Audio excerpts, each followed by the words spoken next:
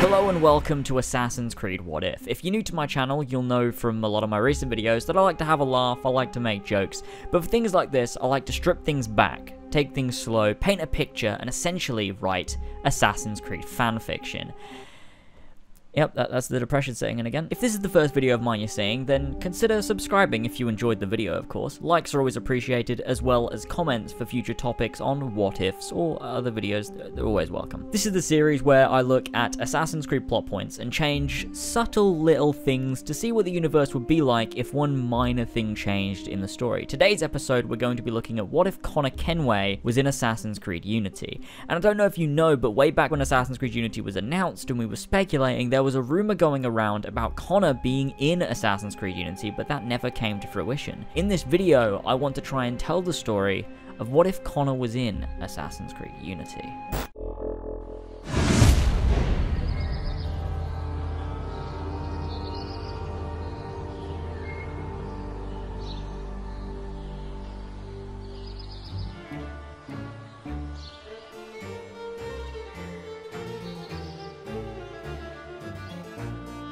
Arnaud Dorian and his father Charles approached the palace of Versailles. Arnaud was eager to see inside the palace. It wasn't often that his father took him on these kinds of trips, and although Charles didn't tell him much about these meetings, Arnaud was happy just to follow along. He looked up to his father, he taught him many things and had plenty more to teach him in the future. As they entered the palace, Arnaud looked around at the different architecture lining the walls. Charles had to get Arnaud's attention to continue following him inside the palace. Once they were inside, Arnaud hopped up onto a chair and his father knelt down by his side.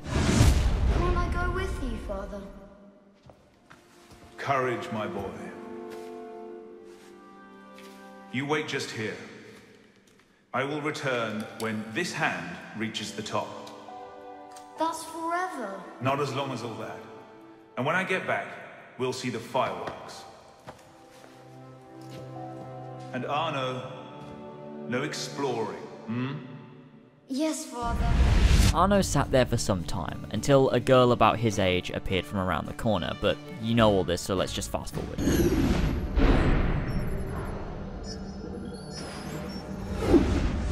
Arnaud returned to the area his father had left him, hoping to find him, but instead, there was a large crowd. He pushed his way through to find his father lying on the ground. His lifeless body shocked the boy to his core. He felt sadness, then regret, followed by guilt, and finally rage. On this day, he swore to himself that he'd find the man responsible for murdering his father, no matter the cost.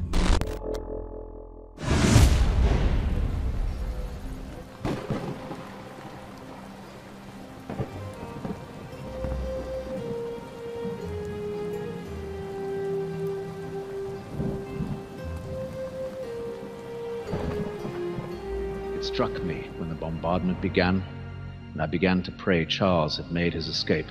This might be my final journal entry. These words, my last. I hope that Connor, my own son, will read this journal, and perhaps, when he knows a little about my own journey through life, understand me, maybe even forgive me.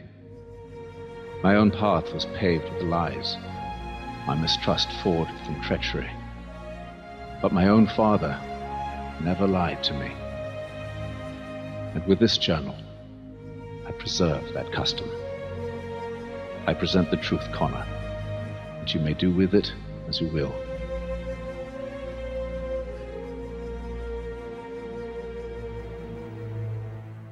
Mother, Father, I am sorry. I have failed you both. I made a promise to protect our people. I thought if I could stop the Templars, if I could keep the revolution free from their influence, that those I supported would do what was right.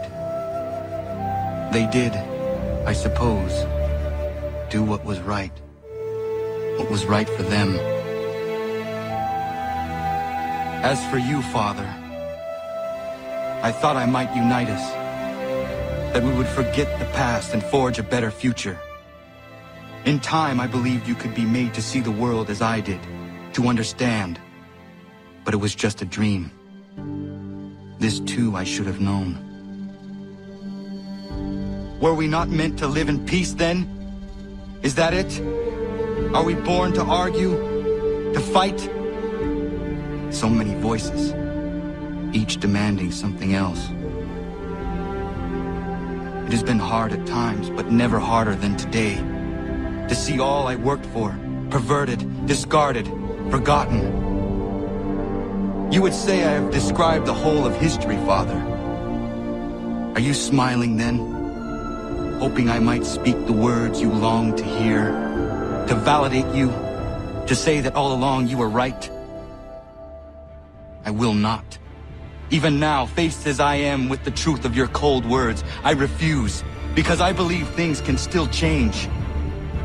I may never succeed. The assassins may struggle another 1,000 years in vain, but we will not stop. Compromise. That is what everyone has insisted upon. And so I have learned it. But differently than most, I think. I realize now that it will take time, that the road ahead is long and shrouded in darkness. It is a road that will not always take me where I wish to go, and I doubt I will live to see its end. But I will travel down it nonetheless. For at my side walks hope. In the face of all that insists I turn back, I carry on. This is my compromise.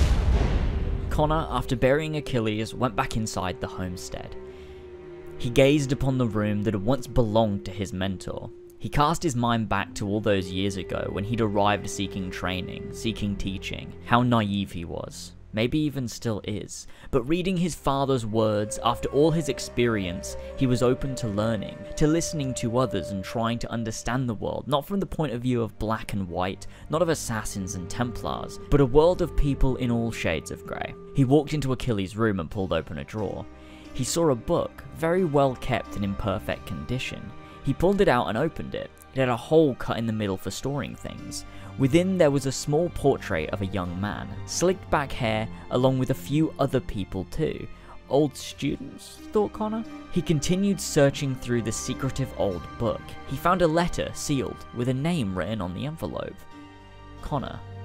Connor opened the letter and unfolded the paper which was inside. It told Connor of Achilles' past, of why he was so reluctant to teach him, and of a truth kept from Connor for years. One of Achilles' old students, a young man named Shay, had abandoned the Brotherhood due to the ignorance of Achilles and the other assassins. This led Shay to be controlled by Hatham more and more over the years, and Achilles didn't want to bother Connor with all of this, but he wrote it all down on the off chance that he'd find it. Once his missions were complete, once the colonial right was taken care of, Connor might one day find this information and act on it. The letter detailed that Shay had recently been sighted again in Paris, and the death of Charles Dorian, member of the Parisian Brotherhood, was sure to be no coincidence. Charles had been holding onto a box passed down from an assassin woven in legends of the Brotherhood all over the world, Ezio Auditore. He gave the box to Xiao Yun in his last days, and she eventually handed it down too, until it was entrusted to Charles Dorian. And now he's dead, Shay must have the box. Achilles wrote that he believes only Connor is capable of bringing Shay down, and now the colonies are safe. He needed to travel to Paris in order to kill Shay and bring the box back to the homestead for safekeeping. With Connor realizing that this was Achilles' dying wish, he didn't stop to think twice. He sent word to the other assassins in the colonies, Stefan, the people of the homestead, and even sent a pigeon to Aveline de Grand Prix to let them know he'd be absent for a while. How long? He couldn't say, but the job had to be done. If you can pluck your head out of your own arse, come find us. We'd make a great fit. Goodbye, Piss Pot!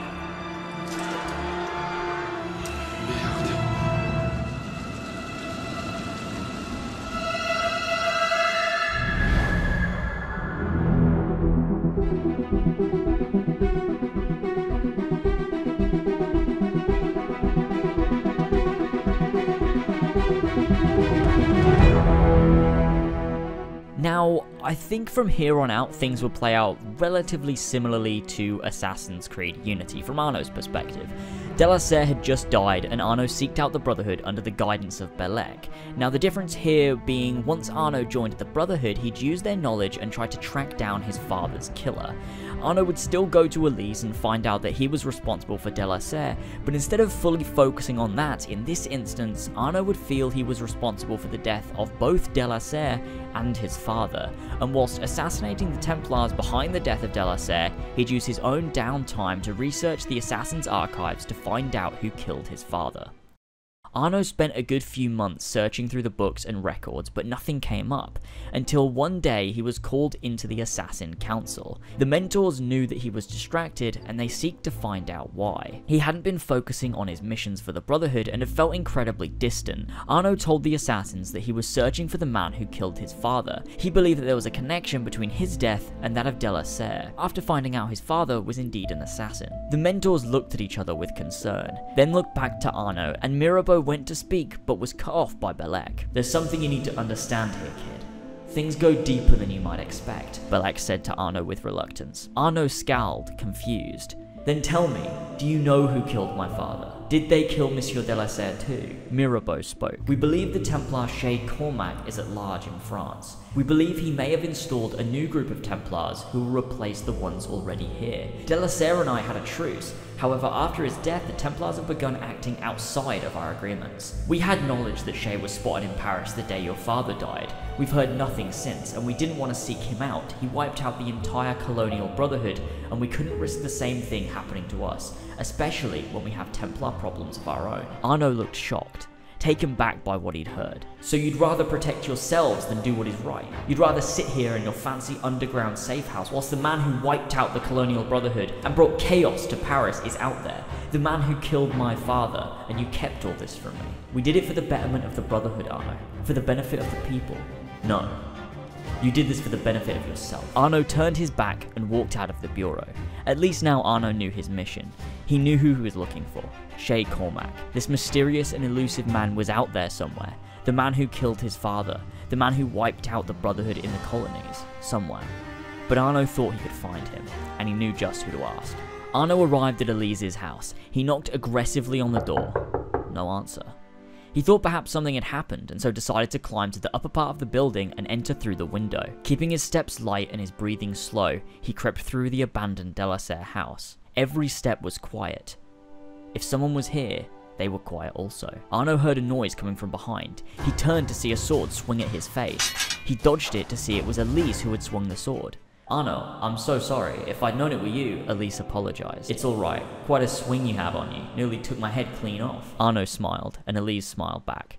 Just a simple joke, but it felt like they were kids again, just having fun. The cold and dark surroundings of their environment slowly drowned out their joy. "Elise, I think I know who killed my father, and who plotted to kill yours, but we can only find them if we work together. I need your help and any knowledge you might have on the Templars to help us find this man." Arno sounded confident and calm. Elise led Arno to the library and then into LazerzZ's study. She told Arno that if anyone knew where to find this man, her father would. Arno and Elise spent hours searching through LazerzZ's belongings to search for any mention of Chez, any mention of where he might be or might have gone. Elise called Arno over. There was an old piece of paper with a Templar cross, and there was something underneath. Arno used his eagle vision to uncover a strange symbol with an address. This had to be it. Arno knew this location. He knew where it led, to a warehouse on the outskirts of Paris, near the docks. Him and Elise decided to plan their attack. Elise suggested she go undercover to speak to Chez. She was a Templar after all, and she could perhaps convince him that she wished to work for him. She'd be a great asset, being the daughter of the previous Grand Master and being very able herself. After much deliberation, Arno agreed, and they went together. Arno climbed into the roof of the warehouse, and Elise entered from the front. The guards let her in due to her Templar attire and necklace. Chez came out followed by armed guards. He clearly wasn't taking any chances, and Arno hoped Elise wouldn't either. Chez removed his hood and addressed Elise. Arno used his increased hearing to listen to their conversation. "Welcome, my lady. To what do I owe the honor of meeting with the daughter of the late LazerzZ? The question is, what is a Templar like you doing hiding in a warehouse?" Elise was asking the right questions. "I was tasked many years ago with acquiring a box and discovering its secrets. I've spent years here trying to figure out the intricate workings of this device. Would you like to see?" They walked further back into the warehouse, Chez motioning Elise to join him. Where was he taking her? They went out of sight. Arno couldn't find a way around. He just had to wait. Wouldn't be long, however, before he saw a yellow light light up the whole warehouse. Must have been so bright that the people of Paris could see it. And in the same moment, he saw a white hooded figure dive down from above to the location Shay and Elise had been standing. Wasting no time, Arno jumped down, blowing his cover. He had to make sure that Elise was okay. Arno came around the corner to find several guards dead. Shay wasn't to be seen, and Elise was standing an inch away from the white-robed man, who had what looked like a hidden blade extended towards Elise's throat. "Who are you?" demanded Arno, panicking as to what he should do. "My name is Connor. I've been stalking this Templar for years. I almost had him, but it seems you both got in my way," Connor explained in anger. Arno looked at Elise and tried to reason with Connor. "My name is Arno Dorian, and this is..." Before Arno could finish, Connor retracted his blade and held out his hand, signaling for Arno to shake his. Arno reluctantly raised his hand, and Connor grabbed it and firmly shook his hand. "I'm sorry for what happened to your father. I intend to make it right." Connor looked into Arno's eyes. He was sincere about what he'd said. There was a look of determination. Connor knew the loss of family, and that thirst for justice to be served, and he vowed to help Arno in tracking down Shay. Before they could get to know each other, however, Elise fell to the ground. It seemed she'd been wounded in battle, but hadn't time to react due to the adrenaline.